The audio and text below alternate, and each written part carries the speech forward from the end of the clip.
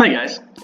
So when we left off, Israel was mourning the death of Moses, and then the title of leadership passed over to Joshua. It's kind of like at the end of Endgame, when Captain America was old and retired, and so he passed the mantle of his position on to Falcon.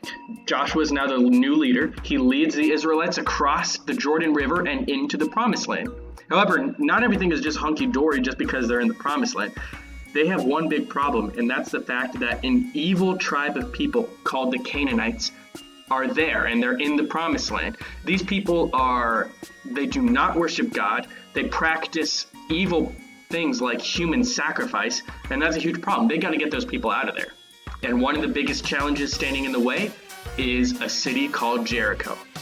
So we're going to be learning about when the wall falls and what happens when Israel puts their trust in God rather than in man. They can accomplish impossible things. So let's take a look.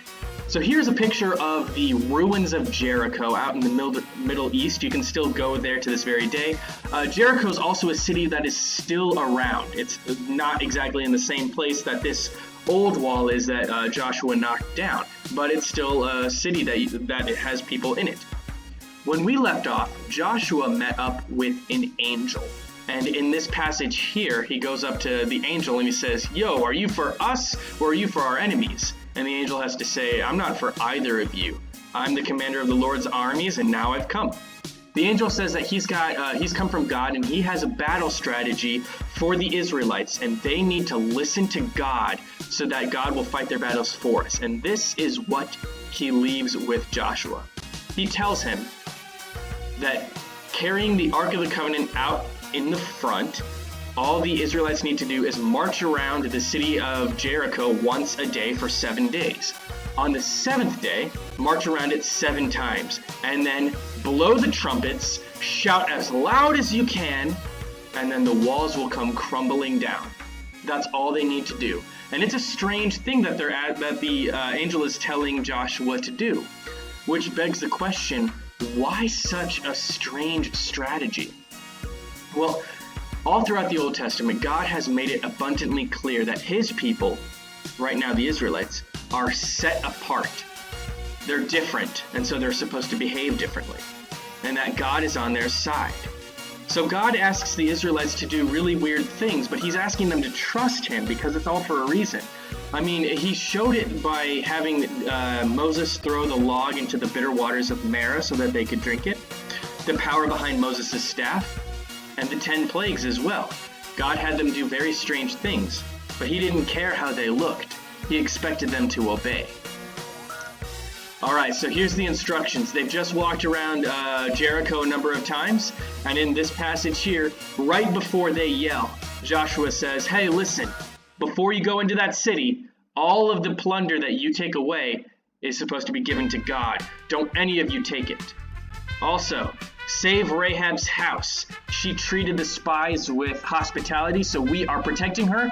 And if any of you take away any of that plunder, you are going to be cursed, and you're going to bring a curse upon Israel." Now that's really important. I want you guys to remember this for later.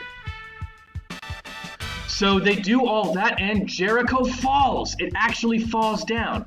In this passage, everything happens just as the angel said. They march around Jericho. On the 7th day, on the 7th time that they march around Jericho, they shout, the walls collapse, and they run in there. They save Rahab, they kill everyone else, they push everyone else out of the town, and they give God all of that plunder because they don't need it. They have God. So if you guys remember that old song, Joshua Fit the Battle of Jericho, and the walls came tumbling down, that's based on this exact historic event. That's why we sing it in churches sometimes. However, not everything is perfect just because they did as God expected them. The Israelites really did face discouragement. It was going to take 7 whole days, a week of walking around the city of Jericho just for the walls to crumble down. You know, they really faced the temptation to give up and be discouraged and lose faith. They could have just walked away and said, "You know what, this is too hard. I'm not doing any of this." But because they didn't and they worked through that, God worked through them, and they conquered the city of Jericho, and they pushed the Canaanites out of that city. Now they have possession of a little bit more of the Promised Land. So everything teaches us a lesson, right? This story sure can teach us a lesson. Following the Israelites' example, we learn that while many of the tribes of many people and many cities choose to put their faith in kings or walls or money or military power for protection, Israel puts their trust in God, the creator of heaven and earth, for protection. While lots of people choose to put their trust in these people, kings, presidents, queens, people can get really heated over who their leader is, and you guys can see it today in just how people of different political parties treat each other. However, Israel chose to put their trust in God, who made them. God is all-powerful. He sees all, he knows all. And because Israel put their trust in God, God worked through them and did amazing things for them. So that's what we can take away. But not everything is going to be, they're not going to be living happily ever after just because of this one victory. We still have a lot of story to go here in the book of Joshua. Next week, you're going to learn about somebody who does, in fact, steal from the plunder that they took away, and something bad really, really happens. All right. If you guys have any questions, you guys know that you can reach out to me. Make sure you guys are putting these in your notes and look out for the homework assignment. That's the word. Look out for the homework assignment. And I will see you guys later. Take care.